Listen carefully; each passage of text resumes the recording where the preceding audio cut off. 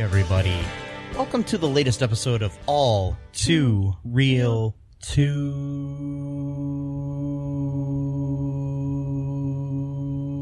Wow, that was like right on. That was harmonious. Today, we are venturing back into the world of direct-to-video sequels, and we are covering the third in a series. First direct-to-video, though. A film called Grand-Daddydaycare. It's loosely connected to the other movies. The film came out in 2019, so it just came out. Directed by Ron Oliver, who also is known for directing Bigger, Fatter, Liar.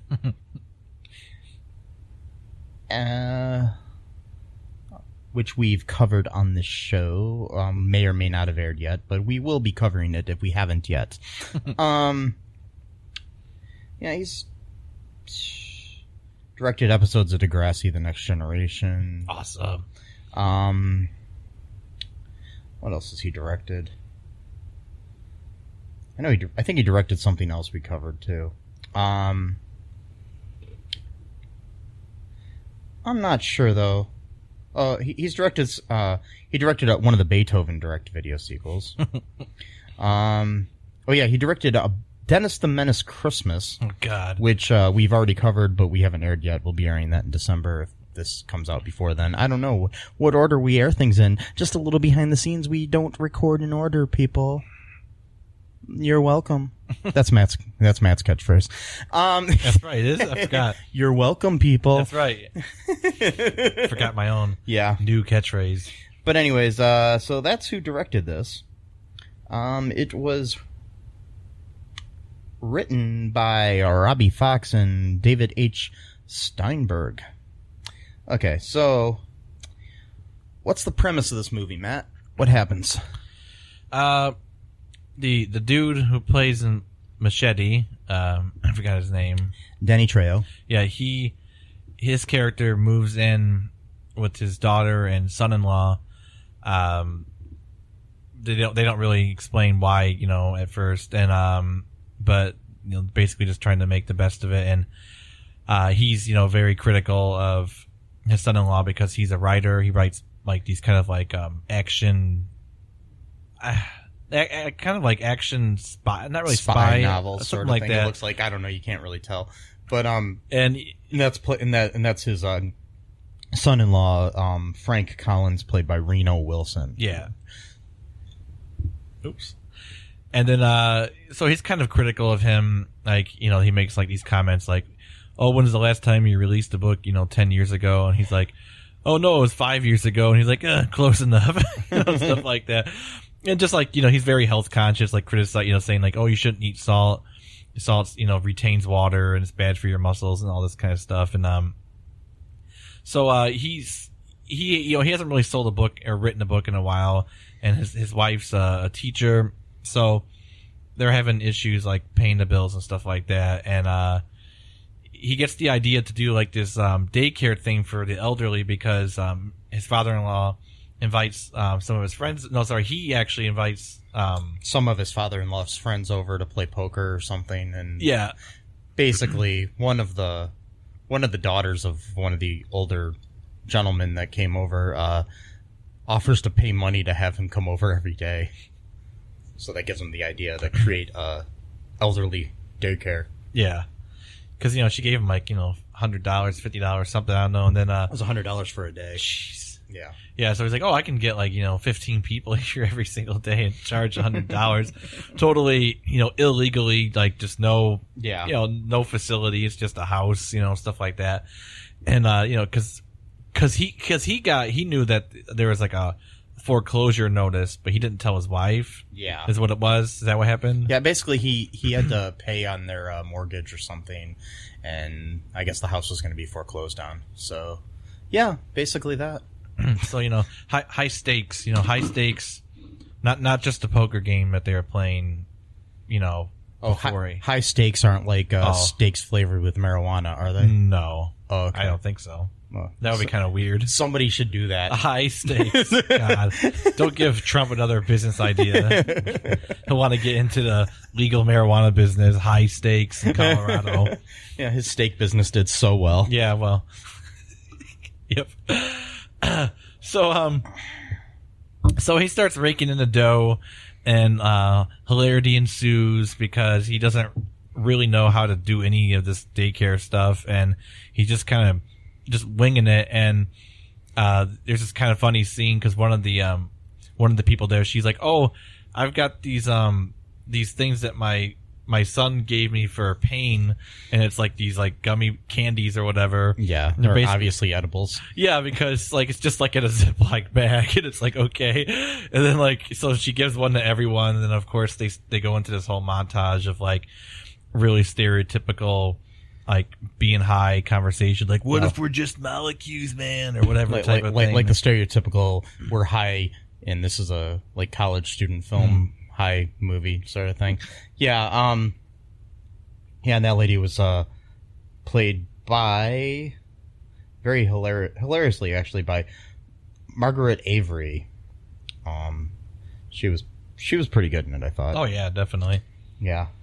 I've seen her in other things. It's been a while. She's been in she was like in The Color Purple and a bunch of different things. Okay, that's cool. So yeah, but that was like the biggest one. So yeah, okay, there we go. Yeah. But yeah, no, it's got a good cast though of the old folks in it. I mean, you got Hal Linden, who was Barney Miller. You got Barry Bostwick from Spin City and Rocky Horror Picture Show, and from the autograph that he gave me in the movie Home Run Showdown, which I co-star in with him. And by co-star, I mean there's a scene happening with him talking to somebody, and I'm sitting a few rows behind him as an extra. So it was a very pivotal role, though. Yes, it was. I played that extra really well. Yeah. I was pretending I was watching a baseball game that wasn't happening. And I had to do things like mouth and pretend I was talking to the guy next to me who happened to be my father. And like pointing at pointing at things and pointing at like, oh, somebody just hit a ball, or oh, watch that go. Yeah, it was fun, man. It was lots of fun. And then I got to meet Barry and get his autograph on a popcorn box. There you go. I'm the only person that has a autograph of Barry Bostwick on a popcorn box. See, that's how you do it. You get unique autographs. Yes. Not just a piece of paper. Anyone can get an autograph on a piece of paper. Yeah. How many people are going to have a popcorn And it wasn't box? even my popcorn box. It was just one I found on it was one I found on the ground. That's even better. So, yeah, anyways, Barry Bostwick's in it, Hal Linden, like I said. You got, Danny Trejo, of course. You got Julia Duffy from Newhart, among other things. You've got Garrett Morris from Saturday Night Live. You got George Wendt from Cheers. Yeah. There was who else was in this? There's a lot of cool people.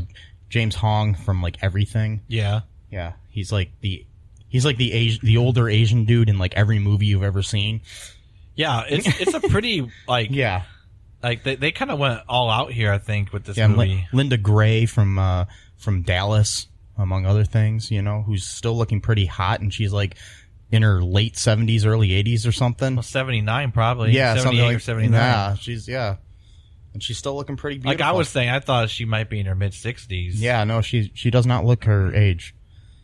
I don't know. Yeah, so it was a good cast, I think, actually. This is one of the better direct-to-video sequels we've actually seen. I mean, by no means is this the greatest movie ever made, but it was decent so far, I think. Yeah. So yeah. What happens after that? Like, they get the people coming in and stuff, and well, the first problem I guess they run into, just to kind of keep the story going along, is that there's this guy who he sees all these people coming in the morning, and they're handing medicines and envelopes to I forgot his name already. Frank. Yeah. And he works for family, social services or family services. So he's kind of trying to just sort of snoop around to see if it's legitimate or not. And his father-in-law used to be an attorney, so he's kind of telling him like, just don't answer that question and stuff like that. Yeah. Like, and so you come back with a warrant. He's like, oh well, I will, and I'll bring friends, type of thing. And the second challenge they have for the story is that his father-in-law, he has like the early stages of dementia, Like he goes into like these weird like moments where he doesn't really know like where he is, who anyone is. When it is. And the only thing that can bring him back is someone ask him about like, you know, who's like the dumbest judge you ever had to argue in front of or whatever. Like Hightower is like the big one. So like that will kind of like snap him back into it. But he had 2 episodes in 1 week. So it's starting to get, you know, kind of starting to progress. Yeah, it gets scary. So that's kind of like both a sad thing in general, but also for the movie too. Cause like, oh, this is, you know, not just like some cute little funny idea to do here. Like, no, you know, it's like, you know, this movie's kind of dark. Like it does. It gets like, there's like later on, like you're saying, like all of a sudden, like got like in this really huge vicious argument. It's like, whoa, like what happened here? Like it was just kind of like just a little bit sudden, like. Yeah. And we've got a third, like a subplot to this or whatever is, of the son of Reno Wilson's character and, Roxana Ortega's character, who is his wife, Emma Collins. Their son, played by Anthony Gonzalez, named Jordan. He likes this girl at school. It's like this whole other separate little movie going on that has nothing to do with anything. And he goes to try to talk to this girl, and then he starts signing up on a sheet on the wall that he doesn't know what it is, and then he's signing up for a talent contest. And so basically he did it so he could spend more time with this Annie girl that he has a crush on. Yeah. Mm-hmm. So that kind of like is a completely different movie. Yeah, because it doesn't really tie in to the... Except for like just the father-in-law basically telling Reno Wilson's character of Frank to, you know, you got to pay more attention to your kid. Yeah. And basically throughout the movie, he's ignoring the kid until that point. So yeah. He's focusing exclusively on the granddaddy daycare, because he's not even like writing anymore either. Like he kind of gave up on his book a little bit because he was like so focused on making this money and also just kind of making sure it works out, because he's kind of got attached to the whole idea of the business and just kind of hanging out with those people too. Yeah, this movie is hard to rag on because it's not really that bad. So it's really not like with like Tooth Fairy 2 or whatever, where there's just absolutely so many horrible things you can point to. Like I said, it's not the greatest movie ever, but it's not bad either. Like this is the type of movie I would watch, like quote unquote unironically, even though that's the wrong way of saying it, at like midnight, like on Comedy Central. Yeah, and I would actually kind of like pay attention to it as well. Mm-hmm. So it's kind of like one of those movies. I mean, I never saw Daddy Day Camp. I don't even remember if I saw Daddy Daycare, so I don't know how it compares to those two. So I'm not even really sure. Yeah, me too. I never saw it. Do you want to take a quick break here, Matt, and then we'll come back and talk more about the movie? Sure. All right, we'll be right back after this. Hi, folks. This is Michael E. Cullen II from the podcast that you're listening to right now, along with manager Matthew Haas. You got promoted? Yes. Damn it. Okay, anyways, folks, do you like the show Superstore? Well, I don't know. I asked the folks and nobody's answering me. Because they're not here. Oh, but we love damn it. Yeah, we love it, though. Okay, folks, if you like it as much as we do, you're really going to like the Super Story podcast, which is a podcast where Matthew and I go episode by episode and give our little opinions and thoughts on it. Sometimes we have guests, sometimes we don't. Just depends on how we're feeling. Yeah. And, so if you like this podcast and like our little crazy banter, then you should definitely check this out. Or I might get sad. And when I get sad, it gets pretty sad. Yeah, so I can't deal with him when he's sad. Yeah, no one can really. So, yeah. So check out Super Story Podcast right here where you get this podcast, Super Story Podcast. Step 1, dramatic introduction. I am Magus Elgar. Magus Thadalor Elgar is one of the more respected casters in all of Hearth. The dragon bone plate in my skull probably needs its focus enchantment aligned. Though don't expect to go under his tutelage unscathed. Well, you know what they say. Pretension can turn intention into the best retention. Nobody says that. No, not really. You can hear Magus Elgar and his exciting adventures. Visit MagusElgar.com to download your copy today. And we are back. Back. Guess who's back? It's us. You? Oh, it's us. Yeah, it's us. Yeah. Yeah. I was wondering if it was, the people outside there having a Oh, yeah. party or whatever. We had a fun time coming to the studio tonight, which is my apartment. But somebody decided in the apartment complex that they wanted to have a party in the parking lot for no fucking reason whatsoever. I wanted to kill them. And then they kept setting off car alarms and shit. And yeah, and there was like 20 or 30 people just standing outside. Maybe not that many. I don't know. No, it was about 15. Yeah. It was a lot. It was like 5,000 people in my parking. 5,000 people in the parking lot, yes. It was the Toledo Tailgate. Yes. As I named it. Yep. Anyways, because there's nothing better to do than hang out in the parking lot of an apartment complex. You don't know how to live, Mike. I mean, it's just... I don't think I've ever done that. You should try it. It's the best thing ever. Maybe we should have joined them. Yeah, I don't think they would want us. No. Because we're strangers. We're strangers and we're kind of nerdy. Yeah. They didn't seem like they were the kind of nerd type to like talk about the Flash and Legends of Tomorrow. Who knows though? Maybe you may have found like we're stereotyping them now. We may have actually found like the biggest fan of. Maybe that's what they were doing. They were just hanging out in the parking lot talking about superhero TV shows and stuff. Yeah, we could have joined in and had like a grand old time with it. Yeah. Then they could have watched Granddaddy Daycare with us. Then I don't know if I'd want 15 people in my apartment. It would be kind of cramped. It would. Yeah. That'd have been interesting.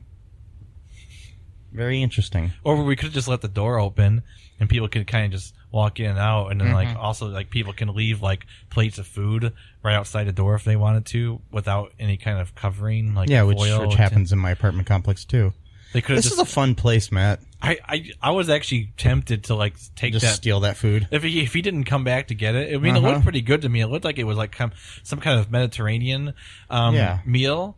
I mean, but it might have been spoiled by then because there's literally no tinfoil, no Saran wrap. And back to the Toledo Tailgate, something I need to mention. What? Is there was a woman just walking around with her baby and her with her 1 or 2 year old child. See, I didn't see that. Yeah, she's just like standing around with the kid, and I'm just like, and there's people drinking and stuff there, and I'm just like, put that kid in bed. Well, she wasn't probably drinking. She probably didn't, Yeah, but still, don't hang out in a parking lot with your fucking kid. I'm just sorry, it's just pissing me off.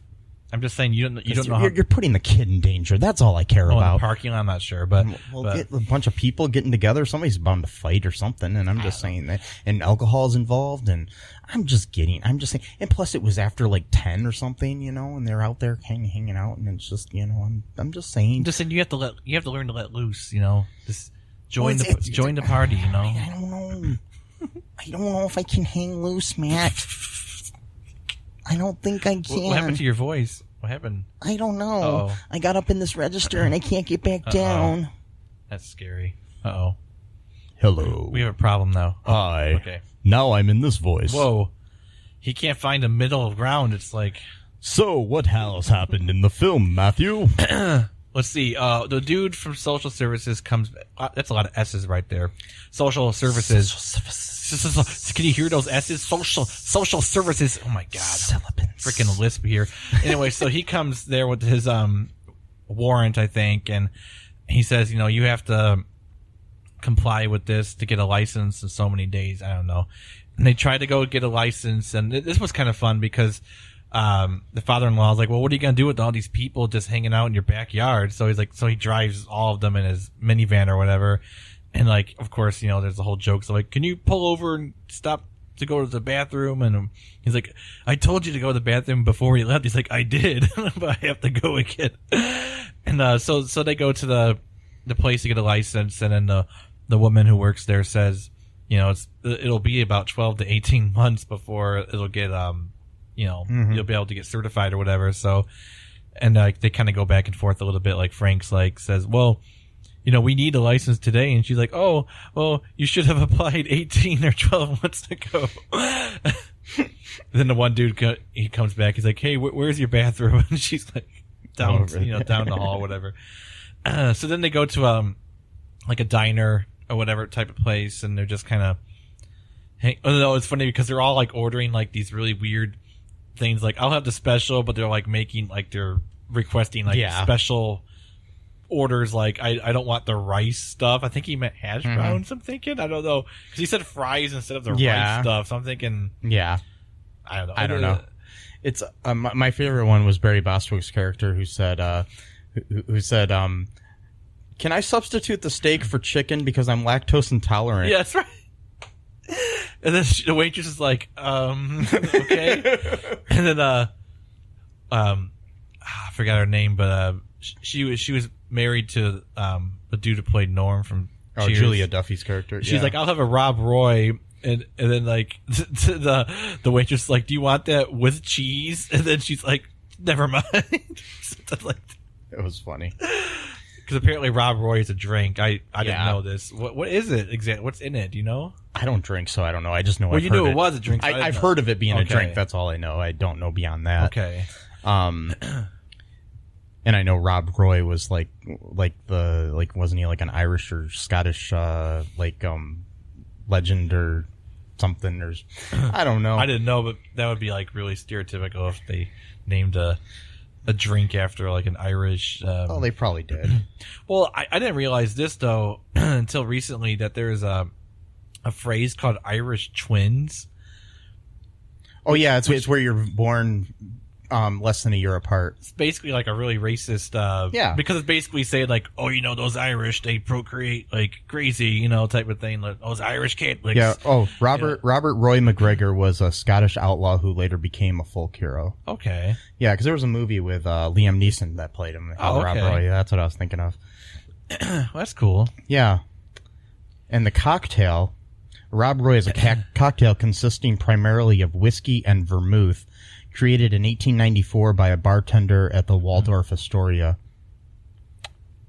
She likes whiskey. That's my kind of gal. It's because it's Scottish alcohol, so that's why it's named after Rob Roy.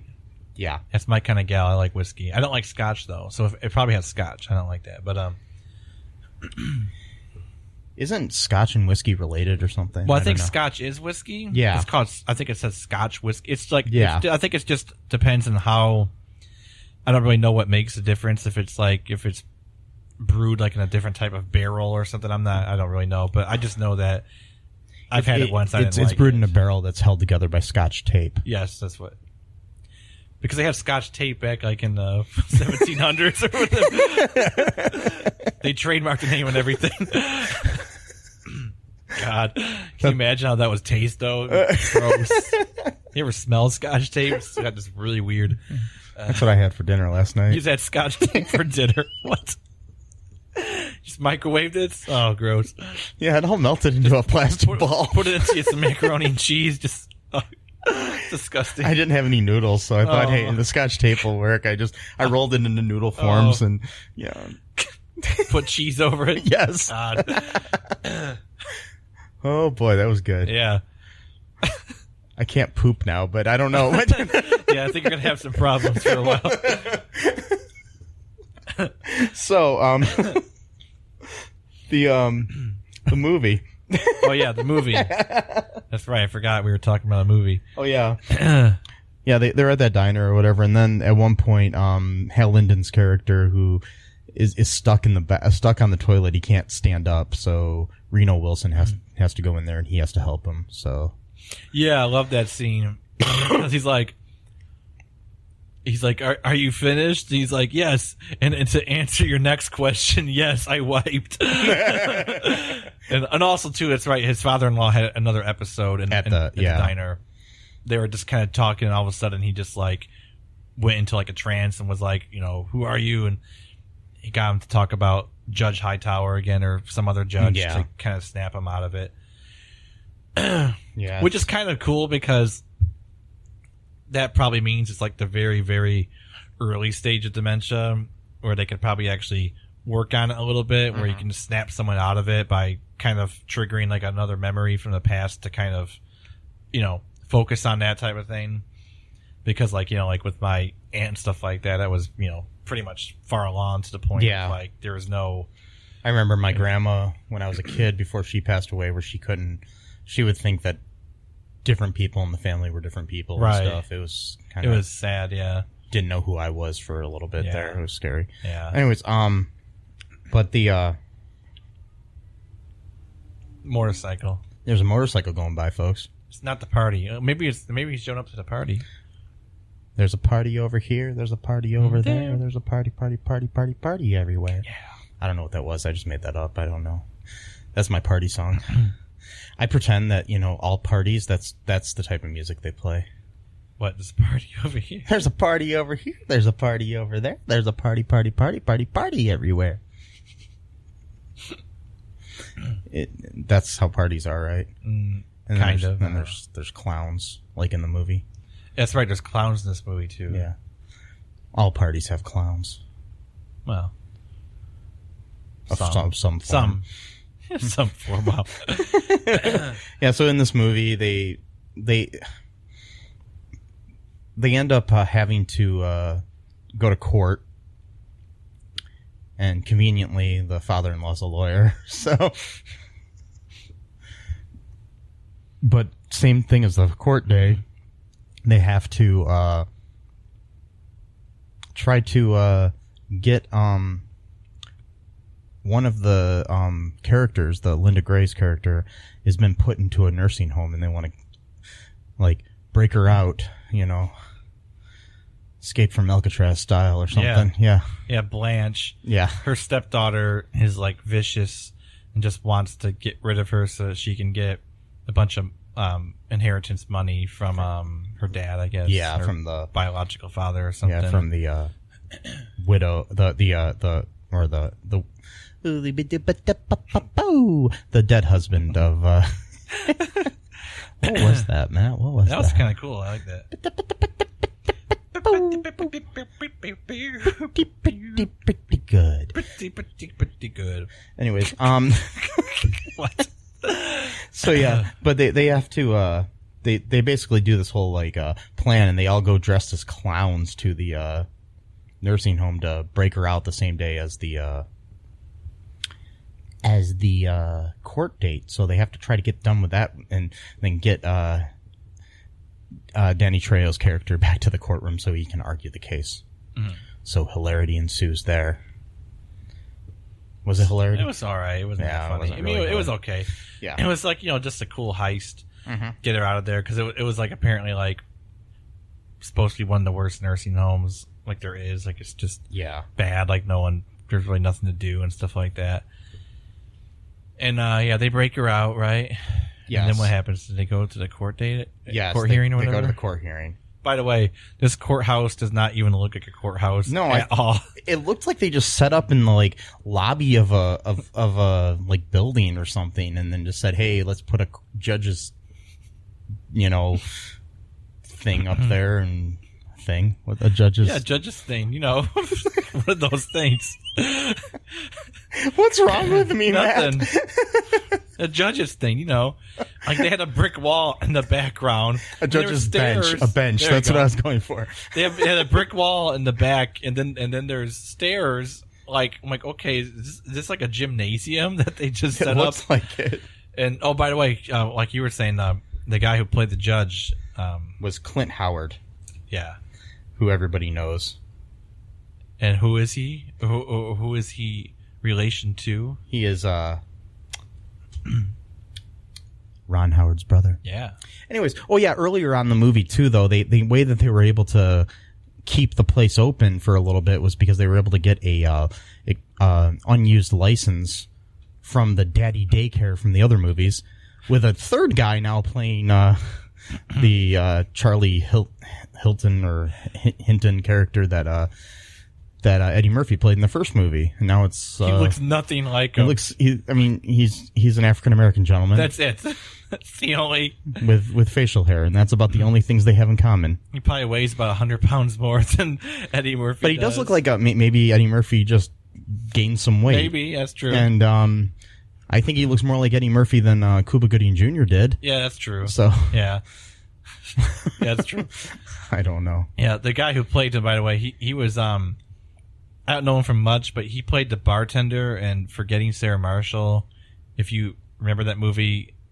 Like in Hawaii, he was like the kind of just sort of sarcastic bartender that could memorize all the names of all the different fish. And the actor's name is Devon McDonald. Yeah. Yes. He was really funny in that movie. Mm-hmm.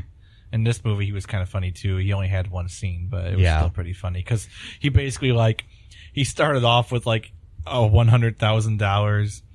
And then he went down to, okay, you can give me $50,000 now, and then $50,000 later, and then the father-in-law is like, I have $2,000, and the guy's like, yes, and he's like, yes, I'll allow that. He went from $100,000 to $2,000 in 30 seconds. And so they could save their house and everything. They end up doing this court thing, and they finally get to the courtroom after all the clown hilarity ensued, and they got Blanche out of the Shady Acres or whatever I forgot I think it was called Shady Acres. Yeah. At least they didn't shady. At least they didn't go with Shady Pines, which was like the one that they talk about in Golden Girls all the time. So, oh wow. Yeah. So maybe they did that kind of on purpose a little bit, sort of. Anyways, so they. Guess what happens, though? Oh, you called this, too, before it happened. You want me to say it, or are you going to say it? You go ahead. He had another episode right before he was going to argue the case. Yes. Like, right as he stood up and was about to get into a speech, he just apparently just forgot everything. Then, of course, he had to go back to talk about Hightower to get him back. Then he got back, and then he argues the case, and guess what happens then?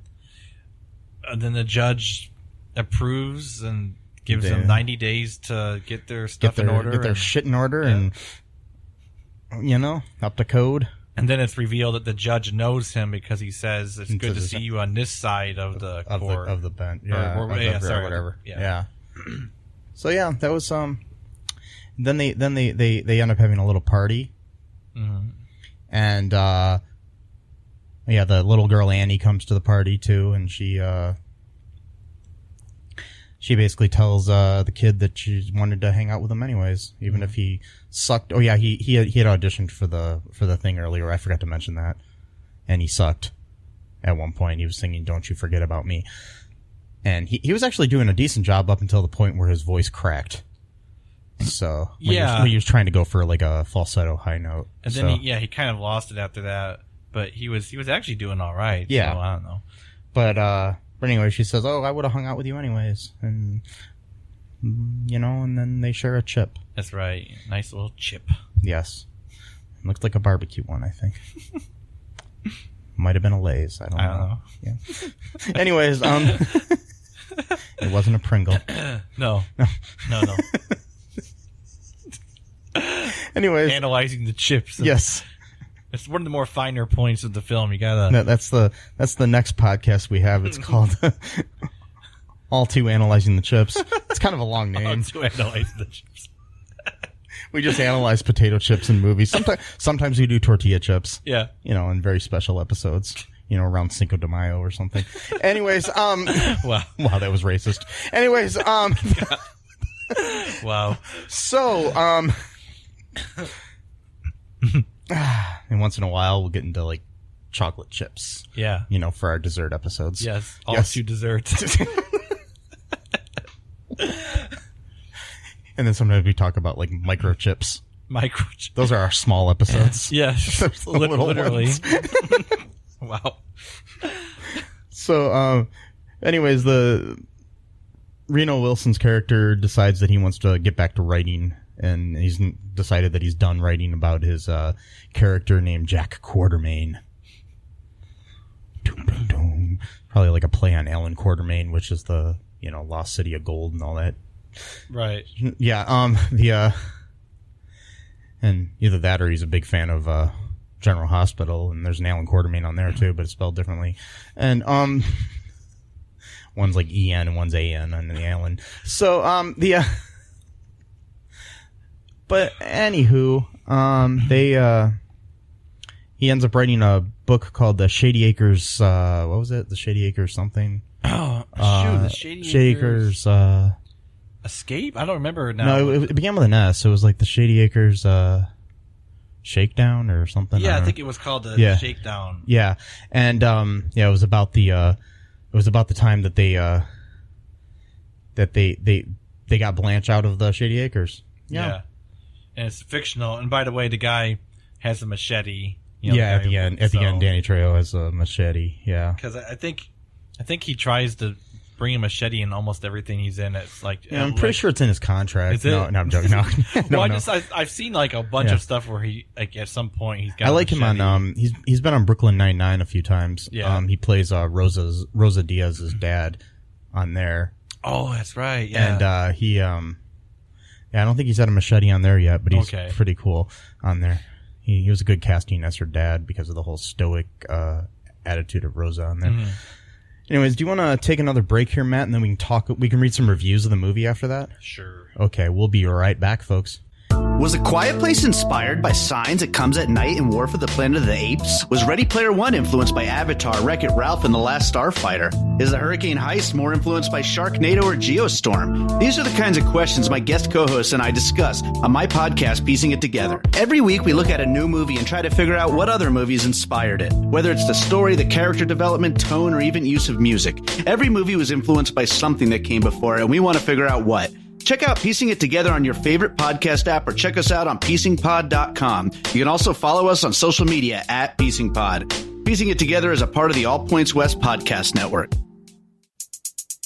Hey folks, this is Michael E. Cullen II from the podcast that you're listening to right now, along with Matthew Haas. We just wanted to tell you about our great podcast called Super. It's called All Too Real. And on that show, what do we do, Matt? We watch biopics, and then we talk about whether or not the movie matched up with the real story or not. So it was a lot more exciting than that, though. Yeah, so we analyze the real story and the real story. Get it? Real. Yeah, they're spelled differently, folks. You can guess which one I said which way. Anyways, so sometimes we have guests, sometimes we don't. But we talk about great movies like Shattered Glass and The Social Network and Futile and Stupid Gesture, among others. Those are some of the ones that we've covered so far, and we're going to cover a lot more. So please subscribe on Stitcher, Apple Podcasts, Google Podcasts, wherever you find your great, fun podcasts. And be sure to share it with your friends. Do it. And make sure you're not afraid to get all too real. Bye-bye. And we are back.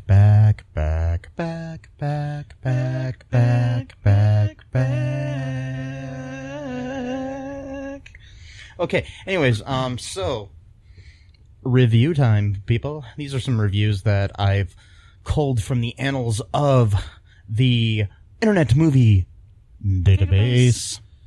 Anyways, so here's a 1 out of 10 star review here. What? Yeah. Come on. Terrible is what Preston Heel says. This is from May of this year, of 2019. Okay, as far as comedy goes, blah. For real, this isn't a comedy, not even much of a movie. It's like the worst. I think spoiler is the movie has no comedy, so be prepared. It's even that funny at all. Okay, Preston. That made no sense, and there was no punctuation in that. Well, that proves that he doesn't know anything. Yeah. He thinks he's some good commentator. Doesn't even know how to... It, like, it's like not even like a comedy. Like, you fucking idiot. Sorry. Wow. Really? Like, how many funny lines. I mean, there was like so many like cool like quips and stuff like that. I mean, was he not even paying attention? Probably not. Here's another 1-star review by Spontaneous Bustian. I don't know. I can't remember. Okay. This was just written in July of 2019. Straight to DVD retired no work actors. While I doubt these actors could do a great job with a good script, story, etc., it's very telling that the absolute A-lister top of the bill person for this movie is washed up Danny Trejo. He's not washed up, you fucker. Anyways, bad writing, bad plot, bad jokes, bad effects. What few there are. Effects. Well, they're not supposed to be effects. Yeah, there really weren't any of that. It's not that kind of a movie. We couldn't even finish the movie. I want my dollar back. Your dollar, really? Yeah, I probably got it out of Redbox or something. Okay, so, yeah, there's not really great reviews on this. Here's a 4 out of 10 by, No God, No Masters. Okay. That's a anarchist saying, okay. Okay. That's the person's screen name. It's a 4 out of 10. It says, Let in the Clowns. Warning, spoilers. Okay. Frank Reno Wilson is a writer with writer's block. His family takes in his aging father-in-law, Eduardo Danny Trejo. Eduardo is a former lawyer, ex-con, and has periods of forgetfulness. Circumstances lead to Frank opening up a unlicensed daycare for seniors. This gets him in legal trouble. The film consists of a lot of past careers of people I thought should have had better gigs for their talents. There was a lot of silly slapstick. The humor wasn't great, but some might find it acceptable. Guide: no swearing, sex, or nudity. Warning: polka music. Okay. You need a warning for that? Yeah, their review was basically just giving you a, I don't know, recap of the movie. So it's not even a review. Yeah. It's just a synopsis. Okay. This next one I am not reading, but I'll read the headline. It just says offensively ageist and offensively unfunny. It's not ageist. Yeah. Okay. This one is a 10 out of 10. And I'm going to read it just because I think it's a joke. 10 out of 10. I love Eddie Murphy. This is from Witty10398, is the person's name. Okay. 10 out of 10. I love Eddie Murphy. My friend Eddie was amazing with a capital A. I just couldn't stop laughing. This is probably the funniest movie I've seen since Daddy Day Camp. 8 out of 10. But then it says 10 out of 10 up at the top. Okay. Yeah, it's probably just a joke. Yeah, I was going to say he's not in the movie. So, yeah, there's not really any great...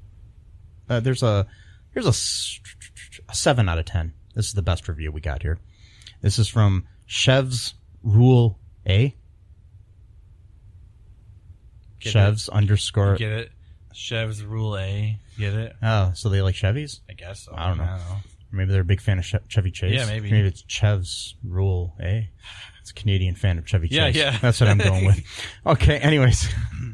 It says, enjoyable. I liked it. I mean, it isn't going to win any awards for groundbreaking ideas, but it was a movie that I made it through in one sitting. With my attention span, that's saying something. I've seen reviews saying ageist. I don't see it. There's a guy who sees an opportunity for making money from people pawning off a group of people who are typically seen as incapable or in the way. But a heartwarming tale ensues with good amount of head trauma. Basically, a coming-of-age movie for an adult. Makes sense. I mean, that's a good review, actually. So, yeah, there's not really... Yeah, of the 6 reviews I was able to find on here, there's not really that good of reviews. So, yeah, that's what we got for the reviews here. But, yeah, you had like 10 out of 10s for Tooth Fairy 2 Yeah. and stuff like that. Okay. Yeah, And well, I Dennis mean- the Menace Christmas or whatever. Yeah, but those movies have been out a little longer too, so I mean, give people time to watch the movie. You Yeah. know, I'm sure there's going to be some, better reviews and stuff coming up.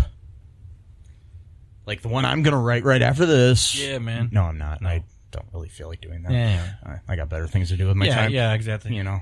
Like sleep. Yeah. Anyways, You gotta sleep right after I leave? no. Okay, that's what I figured. 'Cause we usually talk to each other after. Yeah. Anyway, so Yeah. It's funny when you get older, it's like sleepovers are like no longer like really cool anymore. But like what happens is like okay, I gotta leave now and go chill out at house. But then we just start messaging each other anyway. It's like you know what, I need to like relax on my own couch. oh yeah. Your couch isn't good enough. I need to go No. home and drive to my own house and then lay on my own couch and then just message you. That's how it works. How it works. Okay, so interesting thing, Matt. You know this, and I think it's something we should share with our fans. We have, which I hope you have liked, a Facebook fan page for All2ReelToo. The other day, we got a message from somebody on there. I mean, we get messages on there from time to time, but usually from somebody suggesting something for us to watch or somebody telling us they want to be on the show or something like that. This guy just says, hello. I won't say his name just because legal reasons. Anyways, I say, hi. And then he says, how are you? Starting out normal. Mm-hmm. Yeah. I'm like, good. His next thing is, you have podcast. Yeah. Then we say, yes, this is the page for it. Then he says, I am a professional podcast promoter. Do you want any service for your podcast? And we respond, we do not have a large budget now to afford that. And then he says, how much do you have budget? And we say $3.49 US dollars. That was me. Yeah, that was Matt. And then he says, par day? Instead of per day, he says par day. Yeah. And then Matt responded with total, I'm afraid. And then he says, you have Fiverr?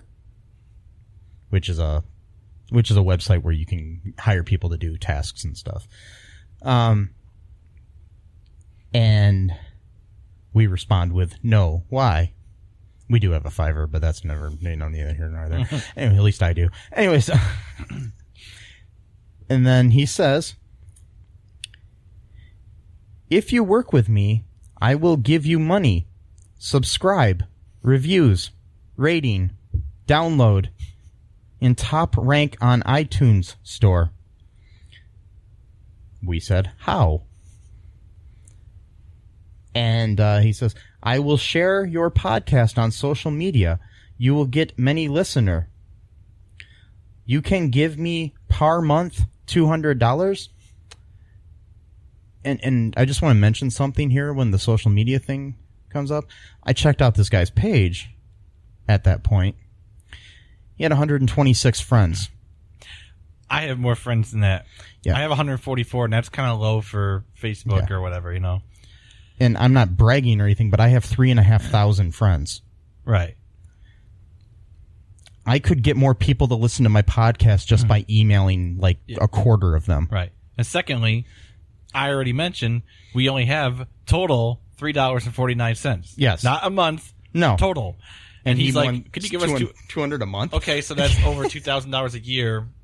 Okay, that's different than $3.49. Okay. And so then Someone failed math class. Then we're like, we do not have that. And then he's like, how much you can give me? And we said $3.49.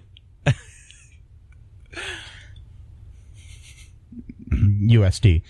Yeah, I made sure to say USD. Yeah. Yeah. And then And then he just randomly said the word yes. Like he's acknowledged. Wow, that was a nice voice crack there. Like he was acknowledging that, or we don't know what. Or was he agreeing to that? Like he just went down from $200 to $3.49. So in one of the proudest moments of my life, I just said to him, "They are a great band." Talking about the band Yes. Yeah. And he just says, "You can give me?" And I said, "A link to Yes Music?" And he said, "Okay." And then he said, "Please let me know you can give me payment."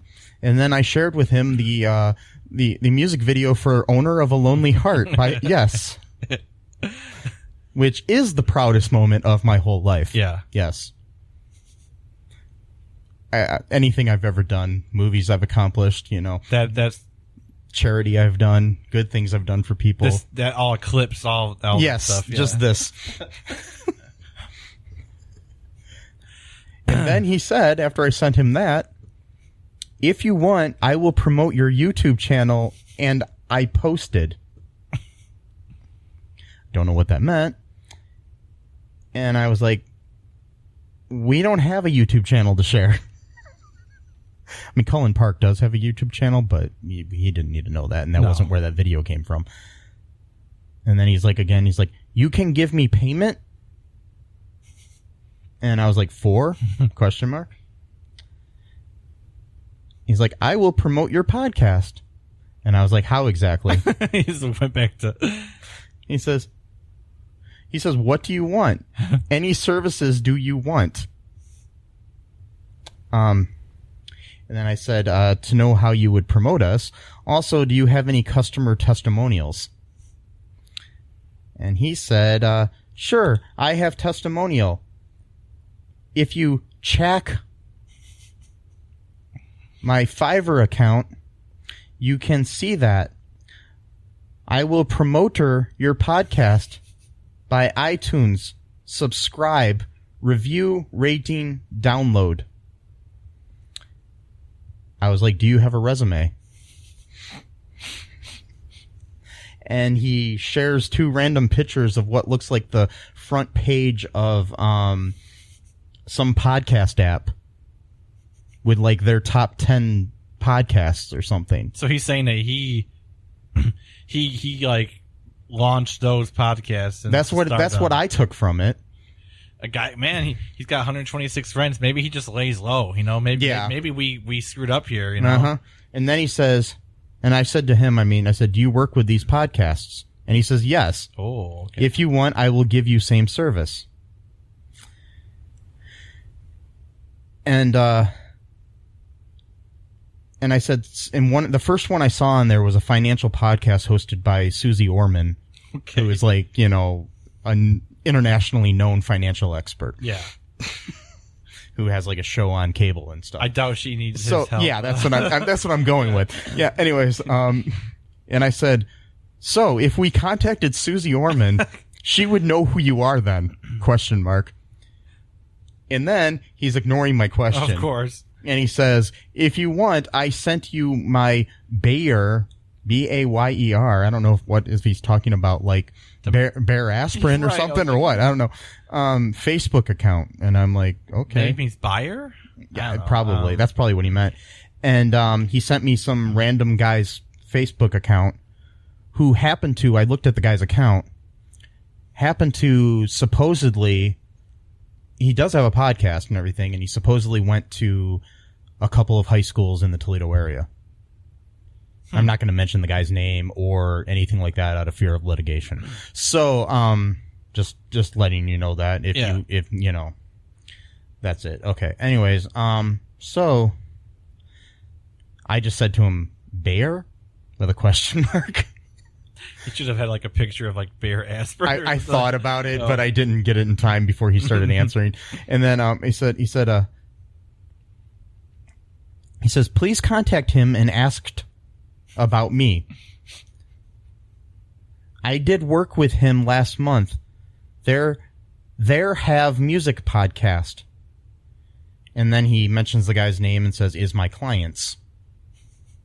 pretty sure he's only one person, but he's somehow clients. Well, he's obviously English is like a second language. Yeah, I mean, I'll give him that, or he's using some kind of bad translator. Maybe, yeah, that too.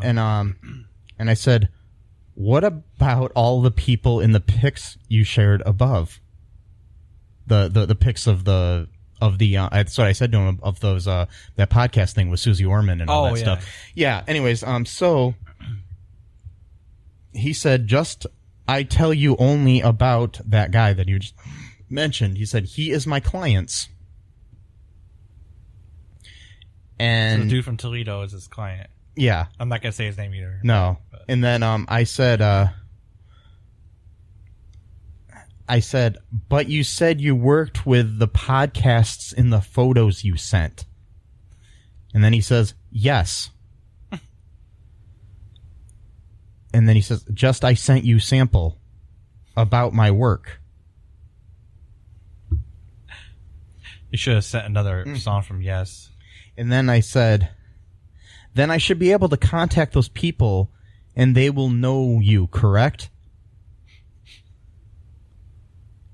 And then he's ignoring that again. Exactly. And he says, he live in USA, so please, you can contact him after 6 hours. Because this was pretty late at night, so I'm thinking. 6 hours? What? Okay. Like he has a time limit, like after 6 hours, okay. And I said, not an answer to my question. And he says, yes, you can know all. And then I said, still avoiding the question. No, also was is he like offering godhood now? I don't know. I guess so. I can know all. I can be. You should have took him up and they're like, okay, give me the power to know all. I should have asked him what the meaning of life was or something. Anyways, and then he says, and I said, still avoiding the question I asked, and he says, which question? Please let me know. Oh God. And I said, the questions about the podcast in the photos you shared. Do you work with them? And if so, can I contact them?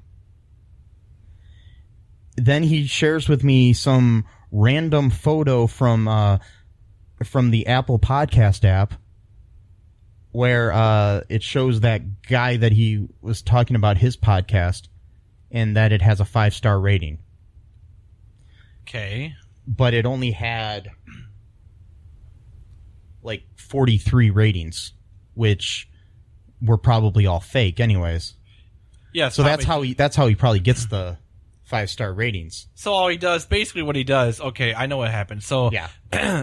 Sorry, I'm clearing my throat. I have some issues right now. But what happened was, because I did this once with Facebook. I paid like $35 for my music page on Facebook to get promoted. Yeah. And I got like 500 likes on my page in like a period of like 10 days. And I noticed though, like almost all of them were from Brazil. Yeah. I'm not saying that, and then some of them probably fell off too after a while. Or, I think so. Or inactive accounts. I'm not saying that people from Brazil don't like rock music, because Brazil actually is one of the biggest countries for metal music. But it's just suspicious when they're all from the same country, regardless of the country. Because I was able to actually specify what countries I wanted to target. Brazil was one of the countries. Yeah. But so was the United States. So was Germany, because Germany also has like a pretty thriving metal and rock scene. And as does Japan. So I listed Japan. I was basically listing countries where people like that type of music. Yeah. And so those are like the four main ones. Okay.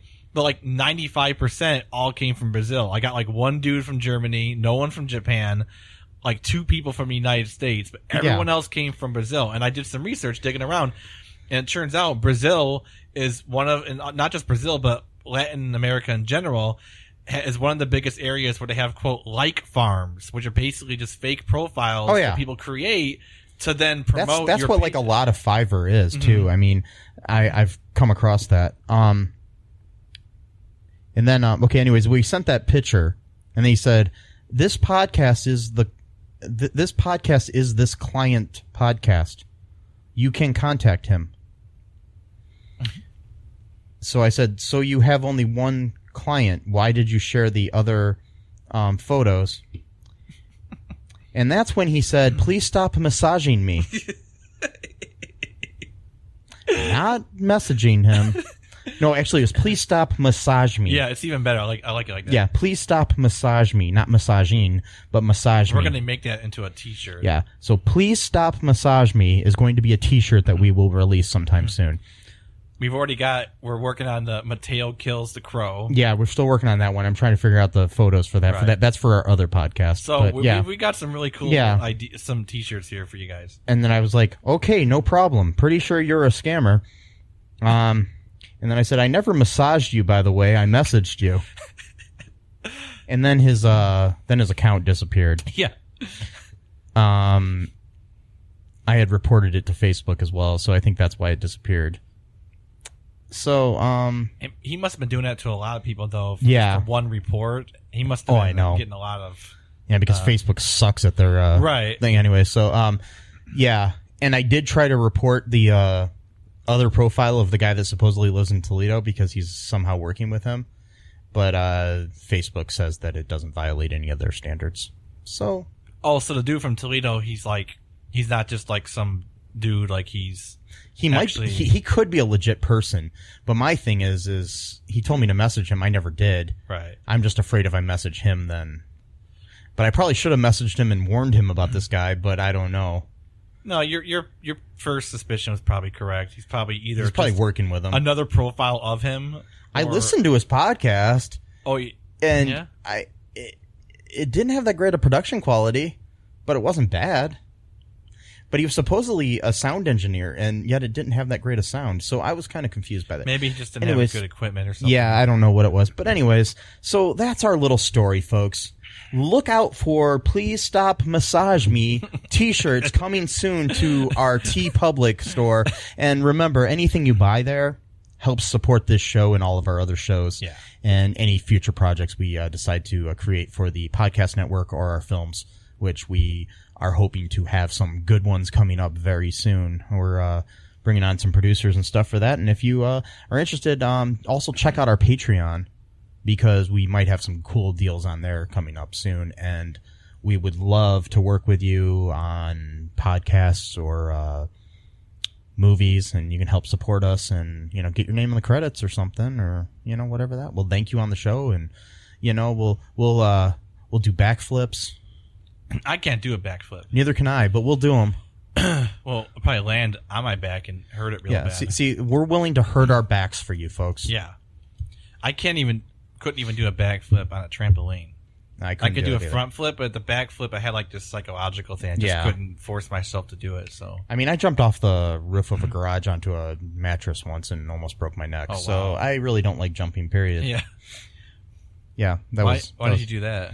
Well, my cousins were up from Florida, and they're older than me, and they decided to pull the mattress out of their dad's guest bedroom and put it out in the backyard, and the garage roof was there, and they put a cape on me, and if I remember correctly, which was like just a blanket tied around my neck, and they wanted to do it, but I think I was the guinea pig, if I remember correctly, and I jumped, and I bounced off of it onto the ground, and I had to wear a neck brace for a little bit. Wow. Yeah. Thanks, cousins. Yeah. Good times. That was about as fun as the time I got hit in the face with a steel bat when we were playing t-ball in the backyard of my other friend's house. I had some good childhood memories, man. Yeah. Yeah. And then anytime I tried to do anything active, I would hurt myself. I fell off my bike a few times, right into like big gravel pits, that hurts. and scraped myself up. I decided to try to play t-ball when I was like 5 or 6 years old, and I got chickenpox the next week and I couldn't play the rest of the season. Oh, it sucks. So yeah, that should have been my first warning that I'm never allowed to do anything athletic. Do sports or anything, that is physical. Which is interesting because your dad was actually really into sports. He was really younger. good. Yeah. he was a coach of softball and baseball teams and different things like that, and I think basketball teams and stuff like that. He was really good at multiple sports, and yeah. You just didn't get that gene. No. You know what sucks though? You talked about falling off your bike and stuff, and that hurts. But have you ever like run into like a telephone pole and like that weird vibration feeling when you run into something? Oh, yeah. Like that's like almost as bad as like scrape. Well, maybe not as bad, but it's a really weird sensation when you like run into something and you just like almost like that weird impact because you're like, it's just like this weird vibration thing that goes on, like especially on your hands, on the handlebars. Oh, yeah. Yeah, it's Ugh.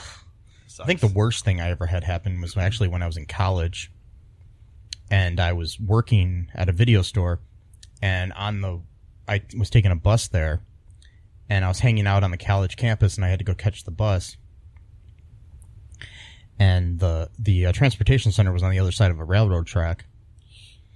And I see the bus coming, so I'm running, and I trip on the railroad track right into this big, the big pile of rocks.